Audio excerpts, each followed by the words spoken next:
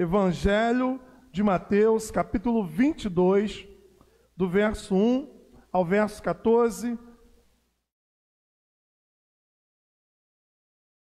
Diz assim o texto da palavra do Senhor. De novo entrou Jesus a falar por parábolas, dizendo-lhes: o reino dos céus é semelhante a um rei que celebrou as bodas de seu filho. Então enviou os seus servos a chamar os convidados para as bodas, mas estes não quiseram vir. Enviou ainda outros servos com esta ordem: dizei aos convidados: eis que já preparei o meu banquete. Os meus bois e cevados já foram abatidos e tudo está pronto. Vinde para as bodas. Eles, porém, não se importaram e se foram, um para o seu campo, outro para o seu negócio. E os outros, agarrando os servos, os maltratando e mataram. O rei ficou irado e, enviando as suas tropas, exterminou aqueles assassinos e lhes incendiou a cidade. Então disse aos seus servos: está pronta a festa, mas os convidados não eram dignos. E depois para as encruzilhadas dos caminhos e convidai para as bodas a quantos encontrardes. E saindo aqueles servos pelas estradas, reuniram todos os que encontraram, maus e bons, e a sala do banquete ficou repleta de convidados. Entrando, porém, o rei para ver os que estavam à mesa, notou ali um homem que não trazia veste nupcial, e perguntou-lhe: amigo, como entrastes aqui sem veste nupcial? E ele emudeceu. Então ordenou o rei aos seus serventes: amarrai-o de pés e mãos e lançai-o para fora nas trevas. Ali haverá choro e ranger de dentes, porque muitos são chamados, mas poucos escolhidos. Palavra do Senhor. A igreja pode tomar assento.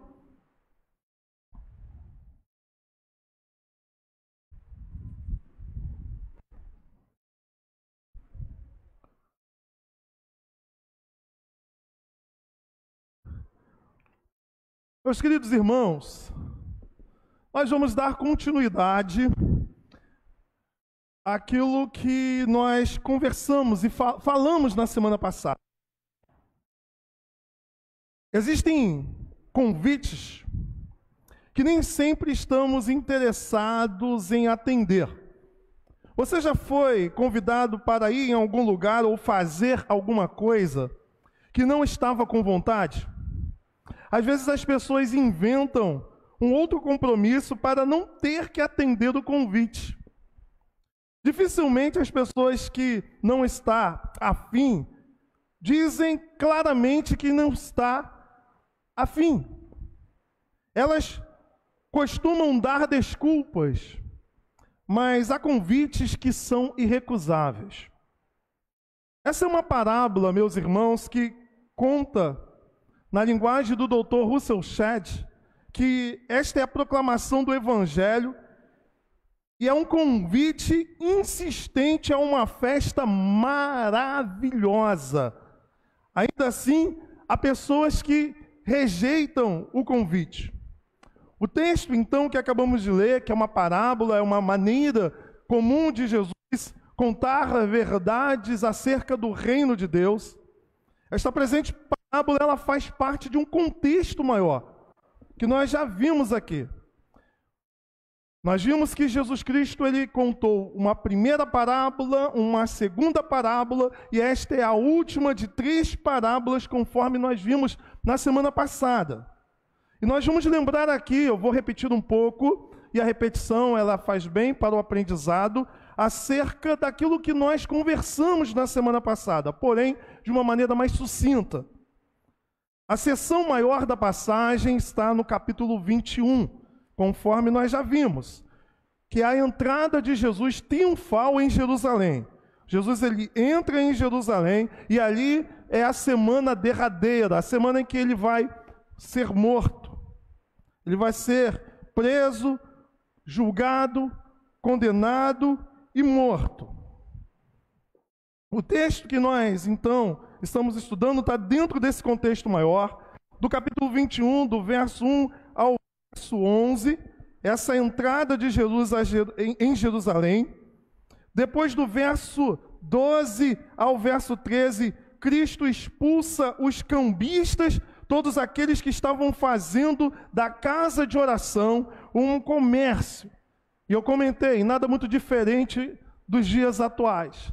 Pessoas que fazem uso da fé como um meio de lucro. Depois do verso 18 a 22, nós vimos aqui a questão da figueira sem fruto e comparamos com a forma que o evangelista Marcos narra, em que ele vai enfatizar a questão cronológica. Nós vimos então que Jesus estava com fome, viu uma figueira com uma folhagem bonita, não era tempo de figo, mas a folhagem apontava para uma possibilidade de figo, e não havendo figo, Jesus amaldiçoou aquela árvore. Aquela árvore, na linguagem de William Hendricks, era uma simbologia do próprio Israel. A árvore pretensiosa, porém estéril, era um perfeito emblema de Israel. Cristo, amaldiçoando a figueira e purificando o templo, realizou dois atos simbólicos. Realizou dois atos, um simbólico e um profético. Ele denuncia a situação espiritual de Israel e profetiza a destruição de Israel. O Isber ele vai comentar que a corrupção interior e a ausência de frutos eram evidências da hipocrisia do povo. Eu já falei, né, que hipocrisia é condenar o erro público do outro enquanto você faz em secreto a mesma coisa ou coisas piores.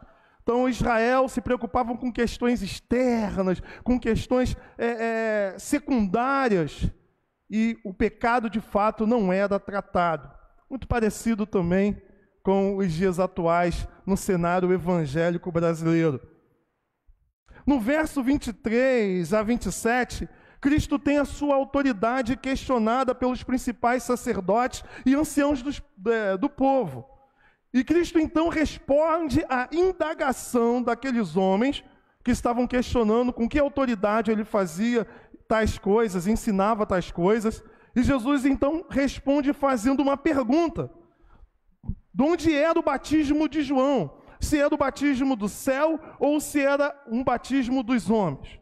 E aqueles líderes, eles ficam numa situação difícil, porque se eles falam que o batismo de João é dos homens, eles vão ficar numa situação complicada, porque João era muito popular na sociedade. E se fala que o batismo é do céu, ele vai ter um outro problema, porque João apontava para Cristo.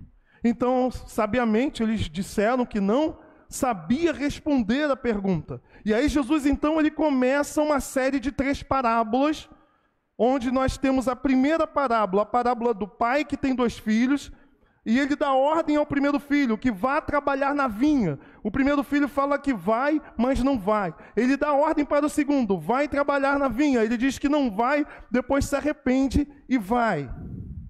A parábola é um retrato de Israel. Deus libertou o seu povo da terra do Egito. Supriu o seu povo com bênçãos materiais e espirituais. O povo fez uma aliança com Deus, os mandamentos foram passados e eles disseram que obedeceriam. Porém, eles não obedeceram. E aqueles que não faziam parte do povo, primeiramente os pecadores e publicanos, aqueles que não faziam parte do povo de Deus, né? Melhor especificando, os publicanos e pecadores, e nós, os gentios, agora eles fazem parte da aliança, porque eles atendem um chamado, se arrependem e se tornam povo de Deus. A segunda parábola que foi contada é aquela parábola dos lavradores maus. Encontramos o modo como os líderes religiosos se comportaram diante da bondade de Deus, diante do Senhor que deu a eles tudo que nós vemos no Antigo Testamento, mas eles se apoderaram. A parábola conta, né, do senhor da vinha que foi para um lugar e arrendou a terra. E aqueles homens então se apoderaram da terra como se a terra fosse deles. E quando o senhor da vinha pediu os frutos, o que eles fizeram? Eles foram lá e maltrataram os servos enviados pelo senhor da vinha. E mataram também alguns desses servos. E aí o senhor da vinha então enviou o filho. E eles planejaram, vamos matar o herdeiro. E eles mataram o herdeiro. E com isso então, o senhor da vinha, irado, ele envia então o exército para exterminar. Ora, é o retrato de Israel. Israel impenitente. Deus envia os profetas. Deus envia João Batista. Eles maltratam os profetas. Eles matam os profetas. E agora eles matam o próprio filho. Só que nesse contexto em que Jesus está dizendo, o filho ainda não havia morrido. Portanto, as parábolas contam daquilo que aconteceu, daquilo que estava acontecendo e daquilo que haveria de acontecer, pois eles seriam destruídos conforme a história nos mostra que no ano 70, o livro de Flávio Josefo, a História dos Hebreus, narra que na verdade, o general Tito, filho do imperador Vespasiano, nós falamos muitas das vezes general Tito, mas imperador Tito, porque depois ele se tornou imperador, mas na época ele era um general, filho de Vespasiano, que era imperador, invadiu Roma por causa de uma rebelião, ou melhor, invadiu Jerusalém por causa de uma rebelião dos judeus, destruiu a cidade, destruiu o templo, cumprindo-se assim então a profecia, conforme você encontra em Mateus capítulo 24, que Jesus havia falado sobre a destruição do templo de Jerusalém.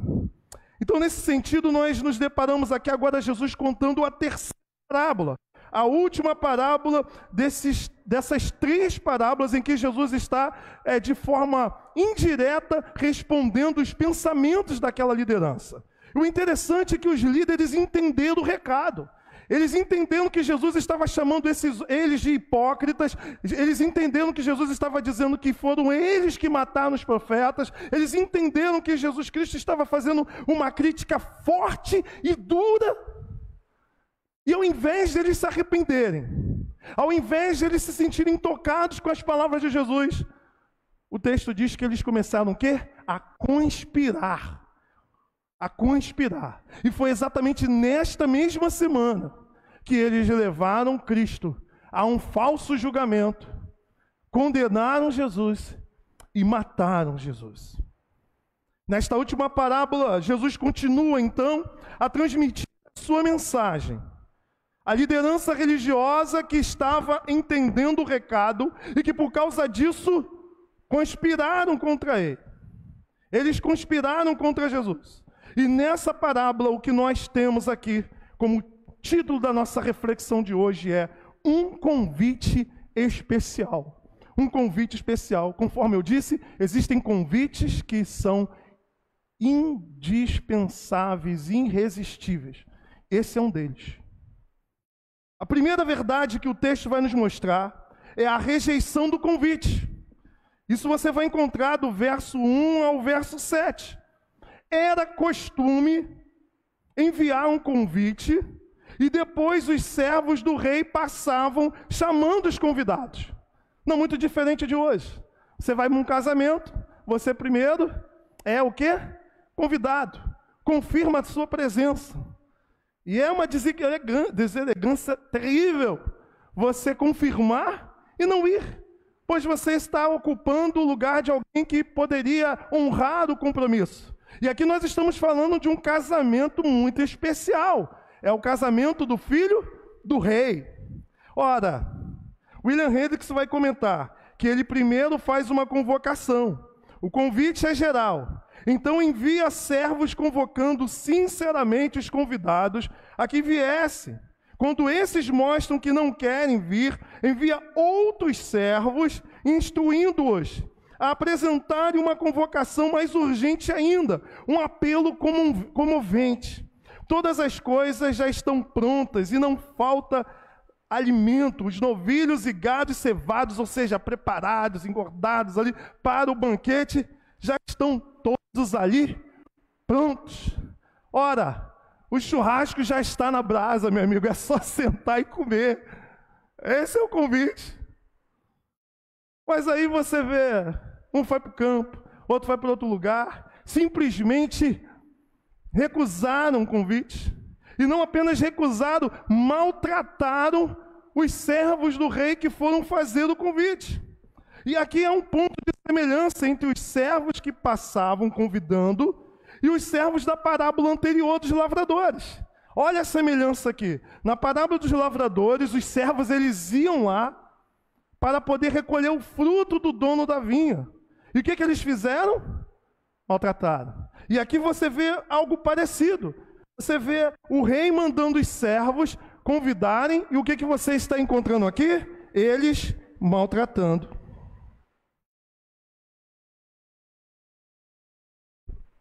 Tem como trocar a pilha aqui, que eu acho que está falhando.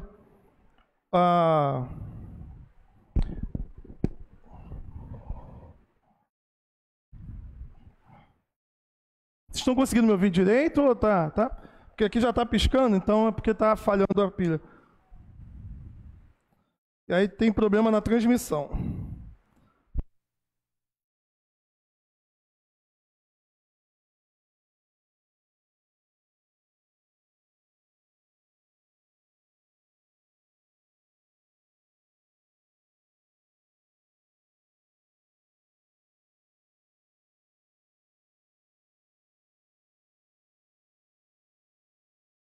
Retornando aqui o ponto.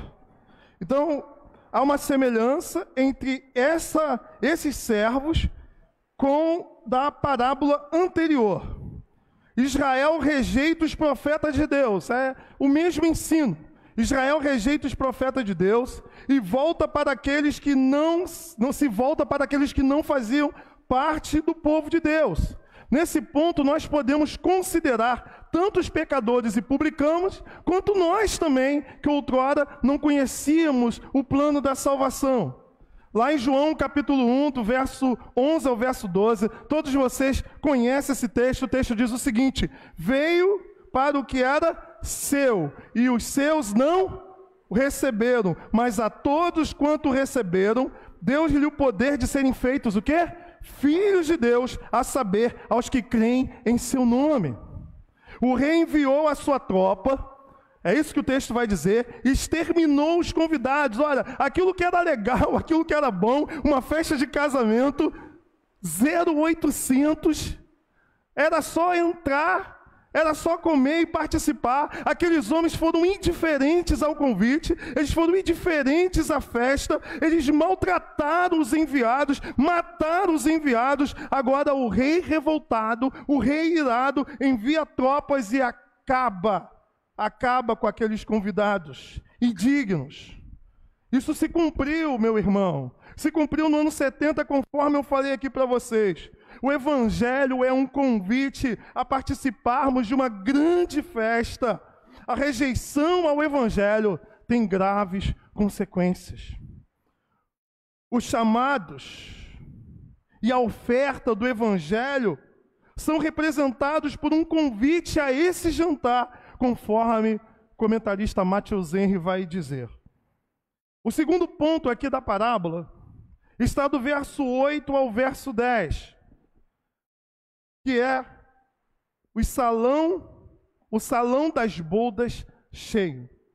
Das bodas, porque você percebe que a festa de casamento naquela época levava dias, não era apenas um dia. O plano do rei de ter as bodas para o seu filho não podia fracassar. Sua vontade não podia ser frustrada, diz William Hendricks. Os servos buscaram, de acordo com o texto, outras pessoas para participarem da festa. Aqueles primeiros convidados rejeitaram, foram destruídos. Agora, o rei manda buscar em tudo quanto é lugar. Sai na rua, encontrou na esquina, encontrou ali, encontrou aqui, leva para a festa. Significa, com muita clareza, que quando os judeus recusaram o convite para aceitar a Cristo, outras pessoas em grande número foram trazidas. Esses outros somos nós, gentios, que não fazíamos parte do povo de Deus. O texto diz bons e maus. não são bons aos olhos de Deus, bons aos olhos da própria sociedade. Pessoas de todos os tipos entraram na festa e o salão da festa ficou o quê? Cheio. Assim como os judeus rejeitaram a Deus, e Deus chamou outros que não faziam parte do seu povo, nós devemos nos atentar à questão de que há muitos religiosos, que são apenas religiosos. Há muita gente convertida à religião e não ao evangelho de fato. Ser crente desde berço não te dá garantia de salvação. Ser membro de uma igreja visível não é sinônimo de ser membro da igreja invisível e universal. Deus não tem neto, Deus tem filhos. Filho de crente não é filho de Deus. Precisa se converter, precisa ter uma relação pessoal com o Senhor. O fato é que pelo sacrifício de Cristo e pela direção do Espírito Santo, a salvação é agora para todos, não importando mais a cor, não importando mais a raça, não importando mais o gênero, não importando mais a condição social e a idade. Os judeus, por exemplo, achavam que a salvação era apenas para eles. Deus escolheu Israel não para que Israel se sentisse exclusivo, mas para que de Israel o testemunho do Deus verdadeiro pudesse se expandir para o mundo. Mas o que Israel fez se apoderou, como na parábola anterior. E o que o texto nos revela: você não quer, mas tem quem queira. Há muita gente que é nascido no Evangelho, tem a oportunidade de ouvir falar do Senhor desde novo, ouve a oferta do Evangelho desde criança e não se converte. E a sua posição, ela só é vantajosa em relação ao outro, porque você tem a oportunidade, desde novo, ouvir o Evangelho e impedir, muitas das vezes, de coisas erradas acontecerem na sua vida. Porque tem muita gente que fala assim: ah, mas poxa, por que eu fui me converter tão novo? Eu queria aproveitar a vida. Mas, irmãos, às vezes o aproveitar a vida traz marcas que mesmo você convertido, você morrerá com elas. E você vai pensar assim: eu gostaria de ter conhecido o Senhor antes, para que eu não tivesse que conviver com essas marcas. Terceiro e último ponto. O texto que fala então sobre esse convite especial, nós encontramos do verso 11 ao verso 14, a ausência de vestes apropriadas. É o que o texto vai dizer, que aqueles homens foram chamados, aqueles que outrora não foram convidados inicialmente, e eles entraram na festa. O salão está cheio, mas o rei ele consegue identificar alguém que não está com a veste apropriada. Você já esteve em algum lugar, irmão, em que você olhou assim para a sua roupa e percebeu que ela é bem diferente da roupa local? Eu já contei isso aqui, né? Mas tem gente que não ouviu, então vou dizer aqui novamente. Assim que eu comecei a lecionar num colégio privado, ia ter a formatura de 8ª série, ou 9º ano, né? E eu perguntei na direção: olha, eu preciso botar alguma roupa especial, eu vou ficar na mesa? Não precisa não. Os professores que iam compor a mesa já estavam separados, enfim. Então eu fui com uma roupa que eu nem costumo usar muito, fui totalmente esportivo, parecia que eu era professor de educação física. E eu nem uso, né, calça, coisa mesmo de professor de educação física. Eu fui largadão, desculpa a expressão, para a formatura. E no meio lá da formatura, a diretora me chama para compor a mesa. E todo mundo, assim, social.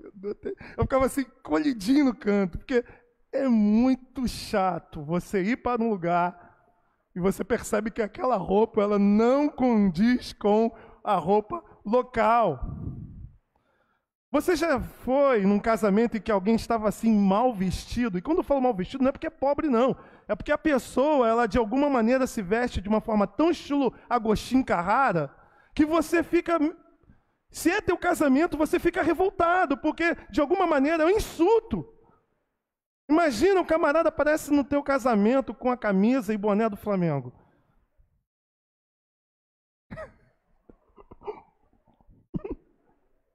Tudo bem, flamenguista, mas não é o momento apropriado um casamento. É chato, irmãos, é feio, é deselegante, deselegante, é como se você estivesse não dando dignidade àquele ritual, àquele momento, àquela festa. O verso 11 diz que o rei viu uma pessoa que não estava com vestes nupciais, ou seja, havia um tipo de veste específica para casamento. E aqui então existe uma discussão entre os comentaristas bíblicos. Alguns vão dizer que as vestes eram dadas, pelo menos aqui nesse conto da parábola. Alguns vão dizer que a veste foi dada junto com o convite, e outros vão dizer que a veste era dada ali no início, no momento que a pessoa fosse entrar na festa. Independente se foi enviado com convite ou era no início da festa, o que percebemos na parábola é que alguém rejeitou aquela veste que foi oferecida. Então a ênfase aqui, nós podemos encontrar, está na responsabilidade daquele que recebeu a veste, mas não usou. Ou, na verdade, nem recebeu, porque achou que a sua era melhor, apropriada. O texto diz que o rei dá uma chance para esse homem se justificar. Ele pergunta, amigo? Ele pergunta, esperando ouvir uma justificativa plausível, mas o que o texto diz? Que ele ficou o quê? Mudo. Quem cala, consente. Ou seja, não tem justificativa. Você está todo errado. O rei dá uma chance, ele fica em silêncio, a resposta não tem, então, assim, o silêncio é uma resposta de que não há uma justificativa. O texto está nos chamando a atenção nesse exato momento para a responsabilidade do convidado. O manto, a veste nupcial, pode ser relacionada à questão da justiça de Cristo, que nos é imputada. Nós entregamos a nossa vida para Cristo, nós confessamos que Ele é o nosso Senhor e Salvador, e a justiça de Cristo nos é imputada, ou seja, Deus nos declara justo por meio daquilo que Cristo fez na nossa vida. Mas esse texto não fala apenas da justiça de Cristo que nos é imputada, mas também nos fala de um aspecto importante na teologia cristã, que é a santificação. Justificação e santificação são duas realidades unidas que o crente deve viver e experimentar, elas são inseparáveis. Ou seja, você recebe o perdão de Deus. Isso é de graça, é o dom gratuito de Deus. Ele olha para você, você sendo um miserável pecador, não havendo nada de bom em você, você coloca a sua fé naquilo que Cristo fez por você. Você confia em Jesus e a obra de Cristo, a justiça de Cristo lhe é dada, lhe é concedida. Deus se declara justo em Jesus. Porém, você que foi justificado mediante a fé, por meio dessa graça que Deus te concede, você agora vive conforme essa graça que você recebeu. E é a nossa questão em que nós vivemos a santificação que é processual. Diariamente eu me torno parecido com Jesus. É uma graça que está em mim, que me incapacita a diariamente ser parecido com Jesus. Na teologia cristã, a santificação, ela tem um lado que é a obra de Deus, que te separa. Ou seja, tem a ver com aquilo que Deus faz em você, mas tem aquilo que você faz, permitindo que essa graça que está em você trabalhe de modo a se tornar diariamente com Cristo. Portanto, se há por um lado a graça, conforme Gálatas 3:27, o pecador salvo pela graça deve agora vestir-se de Cristo. Deve haver uma volta completa, uma renovação ou conversão completa a Cristo. Pois lhe foi dado vestir-se de linho finíssimo, resplandecente e puro, porque o linho finíssimo são os atos de justiça dos santos. Apocalipse capítulo 19:8. Ou seja, o linho representa as obras de justiça dos santos. Charles Ryan vai dizer, longe das luzes da festa do casamento, Uma vez que esse homem foi encontrado sem as vestes apropriadas para ali participar da festa, aquele homem foi lançado para um lugar escuro, onde há choro e ranger de dente. Indica a angústia extrema do que é ou será o inferno. O verso 14 fala da voz do evangelho que ecoa amplamente por todas as partes. E essa voz ela alcança, melhor dizendo, a muitos. Parte das pessoas reagem ao evangelho à semelhança dos homens que rejeitaram o convite da parábola. Em comparação com muitos que se perdem, poucos são os que se salvam. Isto é, poucos são os que foram escolhidos antes da fundação do mundo, conforme nós encontramos no texto presente, assim como também em Efésios. A salvação, em última instância, não é uma realização humana, mas um dom da soberana graça de Deus. O Senhor chama a todos, mas todos, por si só, não querem saber de Deus. E aqueles a quem Deus, com seu Espírito Santo, toca e chama de forma irresistível, um grandioso mistério a qual levou o homem a se quebrantar e a entender essa mensagem do Evangelho e a compreender plenamente que não há nada em nós que possamos oferecer a Deus, a fim de que possamos usar como moeda de troca. É por causa do Evangelho que chama de forma irresistível, de forma secreta, que nós respondemos positivamente ao convite a participar dessa maravilhosa bodas. E como que nós sabemos que de fato somos chamados e estaremos lá? Olhe para as suas vestes. Olhe para as suas vestes. Essas suas vestes, meus irmãos, são vestes inapropriadas para estar nessas bodas. Você precisa se converter. Olhe para aquilo que você está vestido. Ora, não existe penetra no céu. Não existe ninguém que estará lá sem que esteja tão somente pela graça, mas que, por meio também dessa graça que opera no coração, os frutos da santificação aparecem. Não tente separar. A salvação é pela graça. Mas essa graça que te salva, ela te impulsiona a viver conforme o chamado do Evangelho. Se não há obras, não há salvação. Você não é salvo pelas obras, você é salvo pela graça, pela fé em Cristo. Mas não existe fé verdadeira que não resulta em obras.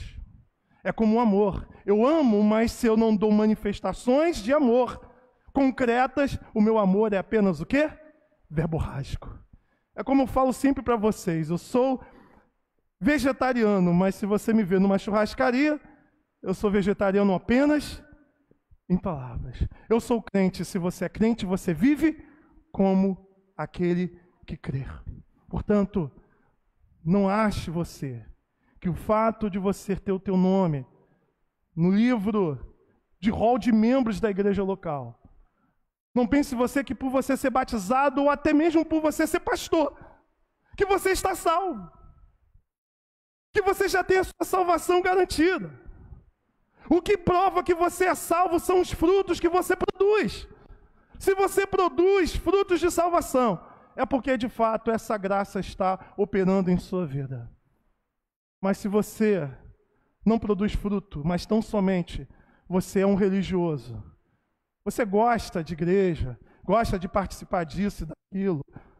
Você é uma pessoa encantada com a religião. Até segue regulamentos da religião, como os fariseus. Os fariseus, às vezes a gente tem uma ideia muito errada dos fariseus. Os fariseus, eles praticavam muito daquelas regras. E quando a Bíblia diz que a nossa justiça tem que ser maior do que a dos fariseus, olha o peso disso. A questão toda, irmão, é que o cristianismo te convida a uma relação real com Cristo. Você pode não fumar, você pode não beber, você pode seguir uma série de regras que o muçulmano segue, que o hindu segue. Isso não é garantia de salvação. A salvação é um relacionamento real com a pessoa de Cristo. E aquele que de fato se relaciona com Cristo produz fruto de alguém que andou, que anda com Jesus. Portanto, santificação tem a ver com se parecer com Jesus. E o se parecer com Jesus, nessa parábola, pode ser resumido naquele que ouviu a voz, entrou na festa, está com a veste apropriada para participar das bodas. Portanto, qual é o chamado desse texto nessa noite? Para você, olhe para as suas vestes. A mensagem principal da parábola é: aceite o gracioso convite de Deus, para que enquanto outros entram na glória, não suceda de você se perder. Lembre-se, porém, que a membresia na igreja visível não te garante a salvação. O indispensável é que haja completa renovação. E essa renovação inclui justificação, ou seja, o que Cristo fez por você, santificação, o que você permite a operação do Espírito Santo, a graça, fazer em você. Inclui revestir-se de Cristo, na linguagem de William Hendricks. Somos convidados para participar de um grande banquete, uma maravilhosa festa, convite indispensável, irrecusável. O que eu faço nessa noite é tão somente anunciar: o Senhor te convida às bodas participar. Então, meu irmão, você aceita ou não o convite? Fecha seus olhos. Pai bendito, a voz do Evangelho já se faz ouvir aqui, publicando em som alegre o que Deus já fez por nós. O que Deus já fez por nós foi o amor dele manifestado ao perdido pecador, que do céu ele nos deu o seu Filho para ser o nosso Redentor. Conforme nós aqui cantamos, santa paz e perdão é as novas lá dos céus. Não permita, ó Deus, que aqueles que estão ouvindo esse maravilhoso convite encontrem agora nesse momento desculpa para não te seguir, pois diante da voz do Evangelho proclamado aqui nesse lugar, ninguém que aqui se encontra se torna inocente. Portanto, que o teu Espírito Santo comunique a graça que somente por meio dela possamos nos quebrantar e reconhecer que nós precisamos de um Salvador, que nós precisamos de fato de alguém que nos dê uma veste nupcial para participar desse banquete a qual o Senhor nos convida nessa noite. Ó Deus, em nome de Jesus, comunica a tua graça salvadora aos corações. Fale profundamente. Esse Espírito Santo misterioso, como um vento que é livre para soprar onde quer. Se há alguém nesse lugar que ainda não entregou a vida para ti, ou se há alguém nesse lugar cujas vestes estão sujas, inapropriadas para entrar no banquete, ó Deus, fala profundamente nesse coração nessa noite. Manifesta a tua graça, Senhor, a tua graça regeneradora, a tua graça justificadora, a tua graça santificadora. Fale profundamente aos corações de todos aqueles que aqui se encontram, do mais novo ao mais velho.